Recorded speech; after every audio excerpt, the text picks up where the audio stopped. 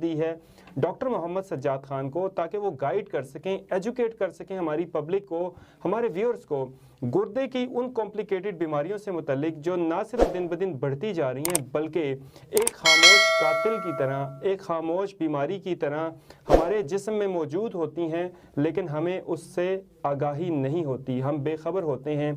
और गुर्दे की बीमारी वाहिद वो बीमारियां हैं या उन बीमारियों में से एक बीमारी है जिसका शुरू में बिल्कुल अंदाज़ा नहीं होता।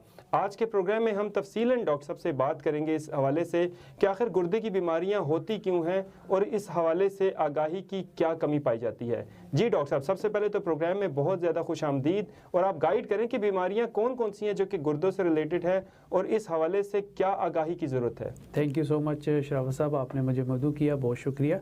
बेसिकली हम जो है सेल्फ मेडिकेशन पे बहुत ज़्यादा जो है वो इन्फोसिस कर रहे हैं कि अपने डॉक्टर हम खुद ही बने होते हैं, और बाज़ दफ़ा ऐसा भी होता है कि किसी को ट्रीटमेंट करते देखते हैं और वो हमें बताता है कि मुझे इस मेडिसिन से जो है आराम मिला है, आप भी यही खा लें। तो ये जो सेल्फ मेडिकेशन है बेसिकली हमारे स्टोमिक और हमारे किडनीज़ को जो है बहुत ज़्यादा ख़राब कर रहा है, और बहुत वाइटल आर्गन है हमारी बॉडी का। अगर किडनी हमारे प्रॉपर काम नहीं करते तो बहुत सारी बीमारियां जो हैं इससे जन्म लेती हैं, और हमारा खून जो है उसका HB लेवल जो है वो कम होना शुरू हो जाता है, हमें सुस्ती होती है, थकान होती है। तो धड़ाधड़ जो पेन किलर्स खाए जा रहे हैं वो आप देखें कि बहुत ज़्यादा थोड़ी सी जो है वो कॉम्प्लिकेशंस कर रही हैं। जब तक आपका डॉक्टर प्रिस्क्राइब ना करे, आप काइंडली किसी ऐसे लेमैन से कोई भी मेडिसिन जो है वो पूछ के इस्तेमाल ना करें।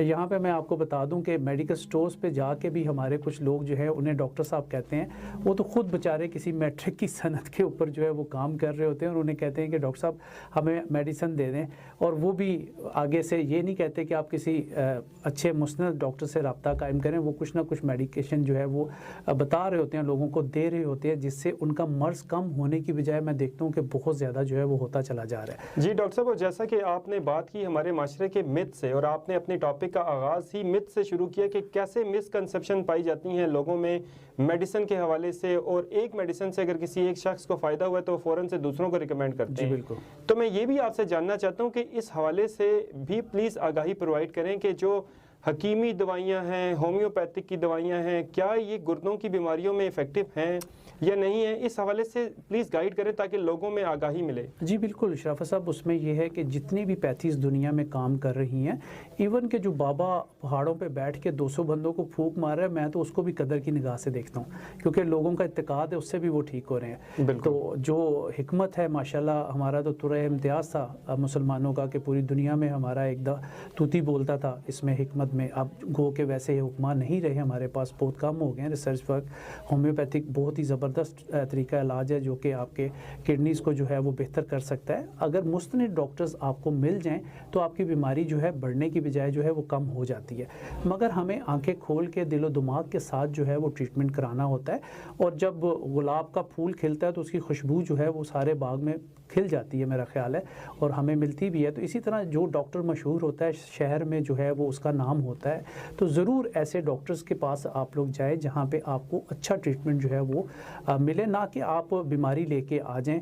और दर्द दिल रखने वाला अगर डॉक्टर नहीं है, सिर्फ उसकी नज़र आपकी जेब पे, तो मेरे नज़दीक वो डॉक्टर नहीं है। जी डॉक्टर साहब, बहुत अच्छी आपने बात की, क्योंकि डॉक्टर जो है वो मरीज़ से अगर मुस्कुरा के बात भी कर ले तो उसकी आधी बीमारी कम हो जाती है, और यकीनन डॉक्टर का दिल नरम होना ज़रूरी है। मैं एक दफ़ा फिर आपसे जानना चाहता हूँ कि गुर्दे की बीमारी, या ये जो एक ख़ास टर्म यूज़ की जाती है किडनी फेल या गुर्दे फेल हो जाते हैं, ये क्या मतलब है इसका, और ये कैसे फेल हो जाते हैं गुर्दे? जी बिल्कुल, कोई भी अगर ऑर्गन हमारी बॉडी का फेल होता है तो इसके पीछे कई साल होते हैं, एकदम से फेलियर नहीं होता। मगर किडनी की सूरत में मैं बताता हूँ कि दो किस्म के फेलियर होता है, एक एक्यूट फेलियर होता है और एक क्रॉनिक फेलियर होता है। एक्यूट फेलियर में आप ये देख लें कि सेल्फ मेडिकेशन आ गई, कुछ ऐसी junk food, fast food, Cola drink जो धड़ा हम इस्तेमाल कर रहे हैं, अल्कोहल का इस्तेमाल है, स्मोकिंग है, ये हमारे किडनीज़ को जो है वो प्रॉब्लम क्रिएट कर देता है। और प्रोसेस्ड फूड जो हम खा रहे हैं, घरों में जो हमारा ऑयल है, अगर हम देखें कि प्रेशर कुकर हमारे घरों में कितने अच्छे से है, हम जो ग़िज़ा खा रहे हैं वो फाड़ के खा रहे हैं, पका के नहीं खा रहे हैं। उसको प्रेशर कुकर में अगर आप चने या बीन्स डाल देते हैं तो वो फट जाते हैं, वो पकते नहीं हैं। फाड़ के जब हम खाते हैं चीज़ें तो वो फिर हमें भी वैसे ही रिएक्शन हमारी बॉडी में जो है वो चीज़ें आ जाती हैं। अगर हम देखें फ्रिज में रखा हुआ ठंडा पानी लेते हैं, तो उससे भी हमें बहुत सारी कॉम्प्लिकेशंस आती है। एल्युमिनियम के बर्तन अगर हमारे घरों में से नहीं निकलेंगे तो ये पॉइजन लेड जो है वो काज करता है, और आहिस्ता आहिस्ता आपने देखा होगा कि कभी हम सुनते थे कि किसी को कैंसर है, अब हर तीसरे चौथे घर में हमें कोई स्टोमिक का कैंसर का मरीज़ मिल जाता है। इस तरह की चीज़ें। फिर पानी का इंटेक देखें, हमारा सर्दियों में जैसे मौसम चल रहा है बहुत ही कम हो जाता है। कहा जाता है कि 6 से 10 गिलास 12 गिलास जो है वो आपको इंटेक करने हैं।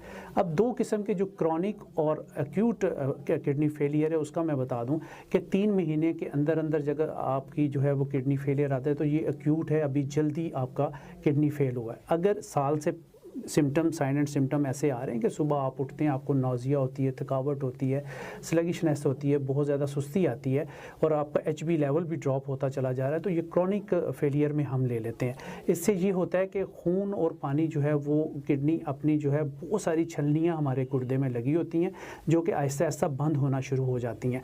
जब इसकी मिसाल इसी तरह है कि घरों में जब हमारी माएँ बहनें आटा छानती हैं तो वो आटा जब फंस जाता है तो छाननी को मारना पड़ता है ताकि सुराख से आटा फिर निकले। इसी तरह बहुत सारी छलनियाँ होती हैं वो आहिस्ता आहिस्ता बंद होती है, तो जिससे ये है कि किडनी फेलियर की तरफ इंसान जो है वो चला जाता है। मगर बहुत सारी चीज़ें जो है इसमें हम अपने घर में ही करना चाहते हैं। ऐसा कभी ना करें, खुदा न खास्ता अगर ऐसे जो मैंने सिम्टम बताएं आपको, अगर ऐसे हो तो फौरी तौर पे डॉक्टर्स की तरफ रश करें और जो नेफ्रोलॉजिस्ट आपका अच्छा तरीन है उस पर चले जाएँ।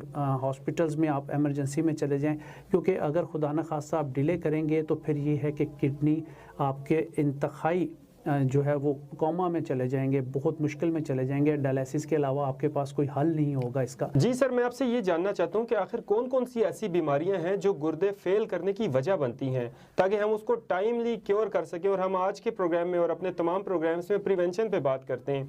प्लीज़ गाइड करें हमारे व्यूअर्स को ताकि वो एहतियात कर सकें। जी बिल्कुल, बहुत अच्छा सवाल आपने किया। इसमें यह है कि 12 में से 3 लोगों को आजकल डायबिटीज़, शुगर का मर्ज़ है और ब्लड प्रेशर का मर्ज़ है। ये 2 ऐसी बीमारियां जिनको हम साइलेंट किलर कहते हैं और लोग इसकी तरफ बिल्कुल जो है वो तवज्जो नहीं देते। और ये भी कहा जाता है कि अगर किसी को शुगर होगी है तो और किसी बीमारी होने की ज़रूरत नहीं है, ये खुद ब खुद आपका काम तमाम कर देती है। अच्छा। और ये इतनी वफ़ादार बीमारी है कि टिल डेथ आपके साथ जाती है। सारी बीमारियाँ अगर जान छोड़ भी देंगी, ब्लड प्रेशर, शुगर जो है वो आपका पीछा नहीं छोड़ती।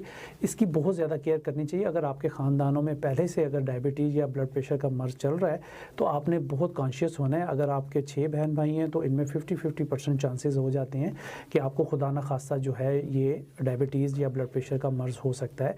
इसमें रेटिनोपैथी, नेफ्रोपैथी, गुर्दों को बहुत ज़्यादा अनकंट्रोल शुगर जो है वो गुर्दों को बहुत ज़्यादा ख़राब कर देती है और हम इसको लिफ्ट नहीं कराते।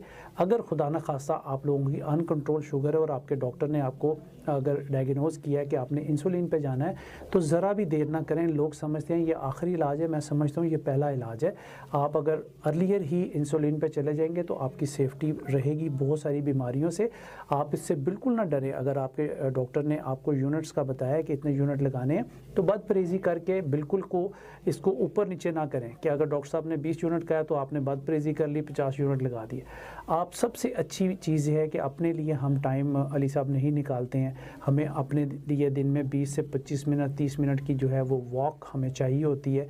उससे आपकी मेडिकेशन जो है डायबिटीज़ की बहुत कम हो जाती है, उससे आपकी शुगर जो है वो कंट्रोल होती है, हाई ब्लड प्रेशर आपका कंट्रोल होता है। ये 2 ऐसी बीमारियां हैं जो कि आपके गुर्दों को बहुत ज़्यादा अफेक्ट करती हैं। जी डॉक्टर साहब, और मैं प्रोग्राम के एंड पे एक दफ़ा फिर इलामात पे कंफर्म करना चाहता हूँ ताकि हमारे व्यूअर्स को ये कॉन्सेप्ट क्लियर हो सके कि अगर उनकी आंखों के नीचे सोजन ज़ाहिर होती है सुबह उठते वक्त, या उनको बहुत ज़्यादा बॉडी में थकावट फील होती है, या पेशाब उनका जल के आता है, बार बार आता है, क्या अगर किसी भी मरीज़ में, किसी भी शख्स में ये सारी अलामात हैं तो क्या वाकई ही सिर्फ ये गुर्दों की ही फेलियर की वजह है या गुर्दों की बीमारी की वजह है, या इसकी वजह कुछ और भी हो सकती है? जी बिल्कुल, इसमें अली साहब ऐसा है कि अगर ब्लड प्रेशर और डायबिटीज़ आपको चल रही है तो डेफिनेट ये जो सिम्टम आपने बताए हैं अगर ये कंटिन्यू हो रहे हैं तो फिर आप लोग ब्लड CP अपना ज़रूर करवा लें। RFT रीनल फंक्शन टेस्ट आपको करवाना पड़ेगा और एस्टिमेटेड GFR, ये टेस्ट करवा के अपने डॉक्टर को आप ज़रूर मिलें। उसमें आपके साइन एंड सिम्टम जो है वो वाज़िया हो जाएंगे, क्योंकि हम लोग टेस्ट करवाने के आदी नहीं हैं